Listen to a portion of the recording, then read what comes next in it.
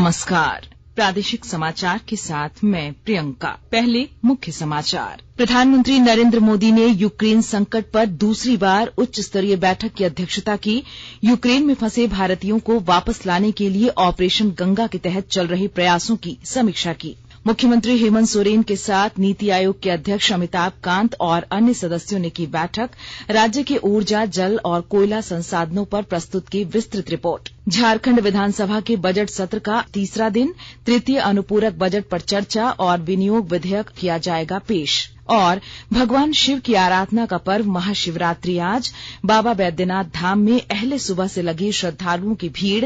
राज्य भर में सुरक्षा के व्यापक इंतजाम। और समाचार से पहले एक जरूरी संदेश। कोरोना वायरस के नए स्वरूप ओमिक्रॉन को देखते हुए आपसे अपील है कि सतर्क रहें और पूर्ण टीकाकरण कराएं। 15 से 18 वर्ष के किशोरों और अन्य लोगों के टीकाकरण में भी मदद करें।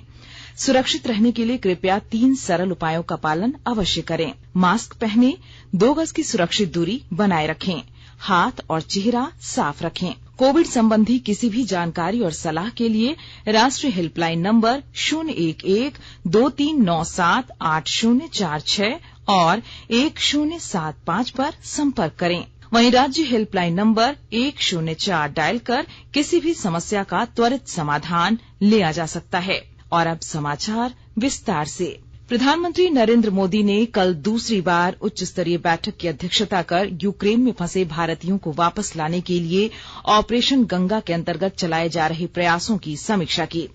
प्रधानमंत्री ने कहा कि समूचा सरकारी तंत्र 24 घंटे यह सुनिश्चित करने के लिए काम कर रहा है कि वहां सभी भारतीय नागरिक सुरक्षित और सकुशल रहें।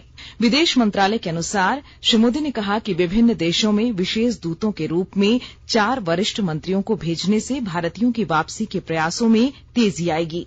उन्होंने कहा कि यह दर्शाता है कि सरकार इस मामले को कितनी प्राथमिकता दे रही है। प्रधानमंत्री ने कहा कि यूक्रेन की सीमाओं पर मानवीय संकट से उबरने के लिए यूक्रेन को आज राहत सामग्री की पहली खेप भेजी जाएगी। प्रधानमंत्री के निर्देश पर कैबिनेट सचिव ने सभी राज्यों के मुख्य सचिवों से बात कर प्रत्येक राज्य से यूक्रेन में फंसे हुए भारतीयों की जानकारी जल्द से जल्द उपलब्ध कराने का आग्रह किया है। मुख्यमंत्री हेमंत सोरेन ने कल नीति आयोग के अध्यक्ष अमिताभ कांत और अन्य सदस्यों के साथ बैठक की अध्यक्षता की। इस बैठक में ऊर्जा मंत्रालय, जल शक्ति मंत्रालय और कोयला मंत्रालय के संबंध में नीति आयोग द्वारा की कार्रवाई की रिपोर्ट से मुख्यमंत्री को अवगत कराया जाएगा।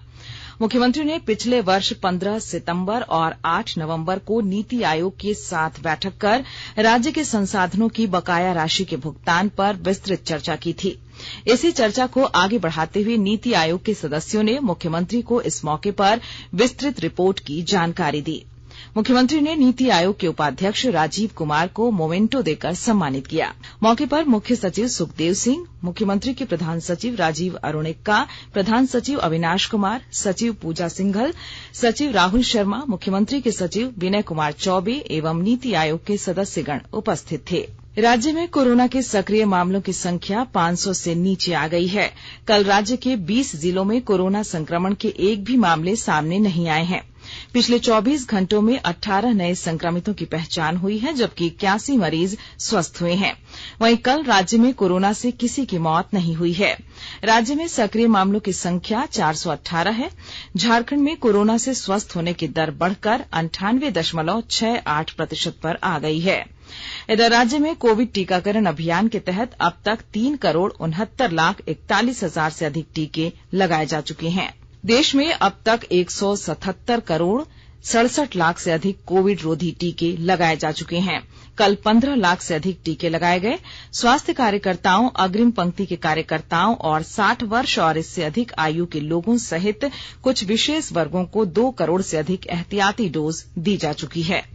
खूंटी जिले में चलाए जा रहे न्यूट्रिशन ऑन वेब एवं कुपोषण मुक्त खूंटी कार्यक्रम के अंतर्गत पोषण वाटिका को बढ़ावा दिया जा रहा है। और ब्यौरा दे रही हैं हमारी खूंटी संवाददाता।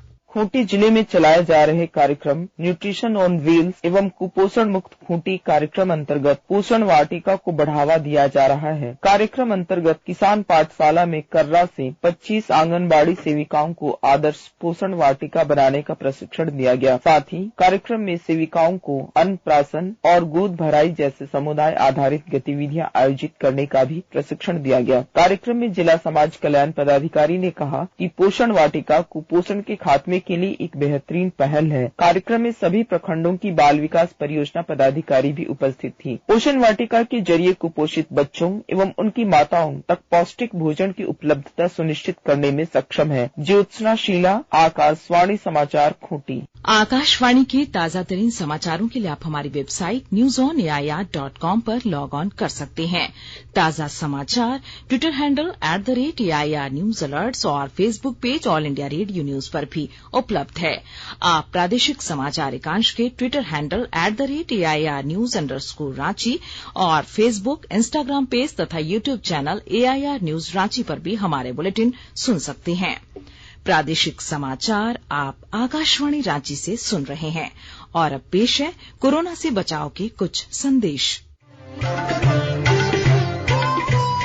कोविड-19 से बचाव और सुरक्षित रहने के 3 उपाय। मास्क लगाएं, 2 गज दूरी है जरूरी, सुरक्षित दूरी रखें, हाथ और मुंह साफ रखें।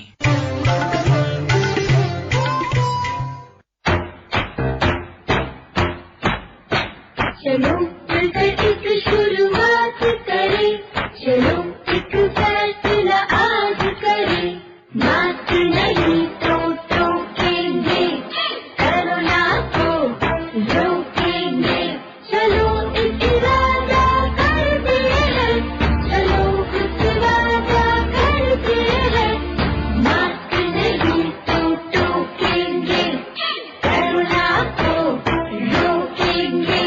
भारत सरकार द्वारा जनहित में जारी। प्रादेशिक समाचार में आपका एक बार फिर स्वागत है। कल राज्य के वित्त मंत्री डॉक्टर रामेश्वर उरांव ने तृतीय अनुपूरक बजट सदन में पेश किया। उन्होंने वित्तीय वर्ष 2021-22 के लिए कुल 2,698 करोड़ 14 लाख रुपए का अनुपूरक बजट सदन में रखा। सदन में तृतीय अनुपूरक बजट पर चर्चा और विनियोग विधेयक पेश किया जाएगा। तृतीय अनुपूरक बजट में स्वास्थ्य विभाग को सबसे अधिक राशि आवंटित की गई है। अन्य विभागों को भी राशि मिली है। वहीं 3 मार्च को वित्तीय वर्ष 2022-23 के लिए राज्य का बजट सदन में पेश होगा। लोहरदगा पुलिस को एक और कामयाबी हासिल हुई है। लोहरदगा पुलिस ने नक्सल खोज मुहिम के दौरान पुतरार के जंगल से नक्सलियों द्वारा बड़े पैमाने पर छुपाई गई विस्फोटक सामग्री बरामद की है। जवानों की इस कार्रवाई से एक बार फिर नक्सलियों की योजना विफल साबित हुई है। पुलिस ने कार्रवाई के दौरान करीब 175 किलोग्राम अमोनियम नाइट्रेट बरामद किया है। जामताड़ा जिले के बराकर नदी के बरबेदिया पुल के निकट 24 फरवरी को हुई नाव दुर्घटना में कल देर शाम तक सभी 14 शवों को निकाल लिया गया है। एनडीआरएफ पटना के असिस्टेंट कमांडेंट विनय कुमार सिंह ने बताया कि सभी 14 शवों की खोज कर ली गई है। उपायुक्त फैज अहमद मुमताज ने बताया कि आवश्यक प्रक्रिया पूरी कर जल्द मृतक के आश्रितों को 4-4 लाख मुआवजा की राशि प्रदान कर दी जाएगी। धनबाद से हावड़ा के बीच चलने वाली कोलफील्ड्स एक्सप्रेस के पटरी पर लौटने के तकरीबन 1.5 साल बाद इस ट्रेन में फिर जनरल टिकट पर सफर की इजाजत दे दी गई है। यात्री पहले की तरह मासिक सीजन टिकट यानी एमएसटी की सुविधा भी ले सकते हैं। पूर्व रेलवे ने बंगाल में संक्रमण की रफ्तार कम होने के साथ ही इस ट्रेन में जनरल टिकट से सफर की अनुमति दे दी है। इससे बंगाल जाने वाले यात्रियों के साथ रोज सफर करने वाले यात्रियों को बड़ी राहत मिल गई है। प्रधानमंत्री नरेंद्र मोदी ने महाशिवरात्रि के पवित्र अवसर पर लोगों को शुभकामनाएं दी हैं। श्री मोदी ने एक ट्वीट में आशा व्यक्त की है कि भगवान महादेव सभी को आशीर्वाद देंगे। गृह मंत्री अमित शाह ने भी महाशिवरात्रि पर देशवासियों को बधाई दी है। ट्वीट संदेश में उन्होंने भगवान महादेव से सभी की भलाई और देश की संपन्नता की प्रार्थना की। भगवान शिव की आराधना का पर्व महाशिवरात्रि आज पूरे राज्य भर में धूमधाम से मनाया जा रहा है। इधर देवघर स्थित बाबा बैद्यनाथ धाम में अहले सुबह से ही श्रद्धालुओं की कतार लगी हुई है। सुबह 3 बजे सरकारी पूजा के पश्चात 4:05 से श्रद्धालुओं के जलार्पण हेतु बाबा बैद्यनाथ का पट खोल दिया गया। महाशिवरात्रि को लेकर उपायुक्त मंजूनाथ भजंत्री ने B Ed college, Tiwari Chowk, Q complex, Nehru park, Shivram Jha Chowk के अलावा मंदिर आसपास के क्षेत्रों का अवलोकन कर विधि व्यवस्था और श्रद्धालुओं की सुविधाओं का जायजा लिया। श्रद्धालुओं की आवश्यक सुविधाओं के अलावा सूचना केंद्र, शौचालय व पेयजल व्यवस्था, बैरिकेडिंग, दंडाधिकारी व जगह जगह पर पुलिस के जवानों की भी प्रतिनियुक्ति की गई है। इधर राजधानी रांची स्थित पहाड़ी मंदिर में श्रद्धालुओं के लिए व्यापक इंतजाम किए गए हैं। ट्रैफिक व्यवस्था में फेरबदल के साथ श्रद्धालुओं को जलाभिषेक करने के लिए सुगम व्यवस्था की गई है। वहीं राज्य भर में महाशिवरात्रि को लेकर सुरक्षा के व्यापक इंतजाम किए गए हैं। राज्यपाल रमेश बैस ने कल राजभवन में 73वें गणतंत्र दिवस के अवसर पर नई दिल्ली में आयोजित परेड कार्यक्रम में भाग लेने वाले कैडेट्स को संबोधित करते हुए कहा कि देशभक्ति की भावना जागृत करना हो तो एनसीसी को अनिवार्य कर देना चाहिए। उन्होंने कहा कि एनसीसी से सेवा भाव की भावना जागृत होती है।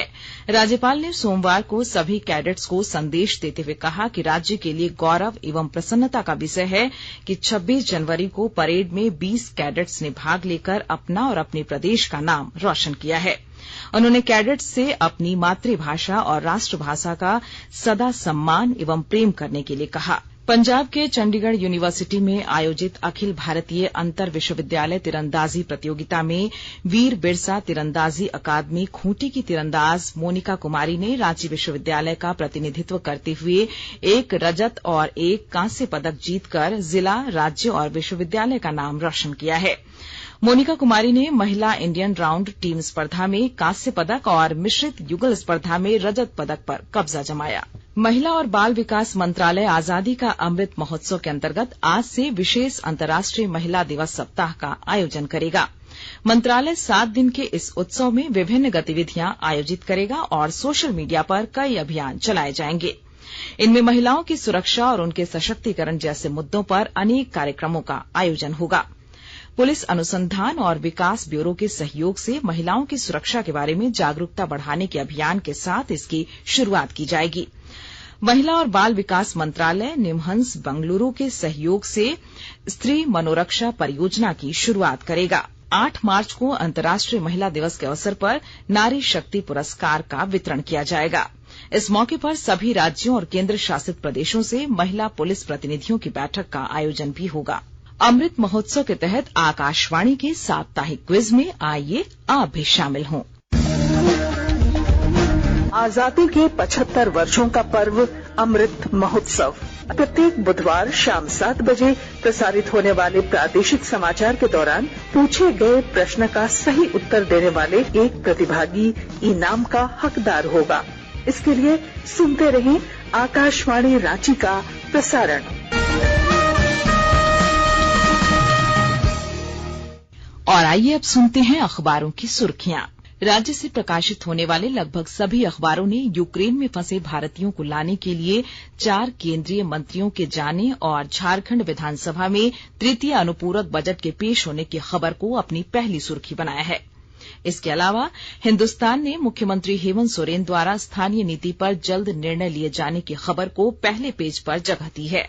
प्रभात खबर ने रूस की रफ्तार पड़ी धीमी, 5 लाख यूक्रेनियों ने छोड़ा देश, युद्ध रोकने के लिए रूस यूक्रेन बैठे साथ बेलारूस में दोनों ने की 5 घंटे की वार्ता शीर्षक से खबर को प्राथमिकता से प्रकाशित किया है। दैनिक भास्कर ने लिखा है रांची के बीचों बीच आर्मी कैंप की 200 करोड़ रुपए की जमीन गुपचुप तरीके से बेचा गया। दैनिक जागरण की सुर्खी है रांची शहर में लग रही है 52 एटीपी मशीन, अब चेक और कार्ड से भर सकेंगे बिजली बिल। रांची एक्सप्रेस लिखता है सुकमा में 19 नक्सलियों ने किया आत्मसमर्पण। अंग्रेजी अखबार द टाइम्स ऑफ इंडिया ने यूक्रेन और रूस के बीच बेलारूस में वार्ता की खबर को पहली सुर्खी बनाया है। वहीं हिन्दुस्तान टाइम्स ने रूस ने बेलारूस के शांति वार्ता पर हमले की खबर को पहले पेज पर प्रकाशित किया है। और अब अंत में मुख्य समाचार एक बार फिर। प्रधानमंत्री नरेंद्र मोदी ने यूक्रेन संकट पर दूसरी बार उच्च स्तरीय बैठक की अध्यक्षता की। यूक्रेन में फंसे भारतीयों को वापस लाने के लिए ऑपरेशन गंगा के तहत चल रहे प्रयासों की समीक्षा की। मुख्यमंत्री हेमंत सोरेन के साथ नीति आयोग के अध्यक्ष अमिताभ कांत और अन्य सदस्यों ने की बैठक। राज्य के ऊर्जा, जल और कोयला संसाधनों पर प्रस्तुत की विस्तृत रिपोर्ट। झारखंड विधानसभा के बजट सत्र का तीसरा दिन, तृतीय अनुपूरक बजट पर चर्चा और विनियोग विधेयक किया जाएगा पेश। और भगवान शिव की आराधना का पर्व महाशिवरात्रि आज बाबा बैद्यनाथ धाम में अहले सुबह से लगे श्रद्धालुओं की भीड़, राज्य भर में सुरक्षा के व्यापक इंतजाम। इसके साथ ही आकाशवाणी रांची से प्रादेशिक समाचार का ये बुलेटिन समाप्त हुआ। नमस्कार।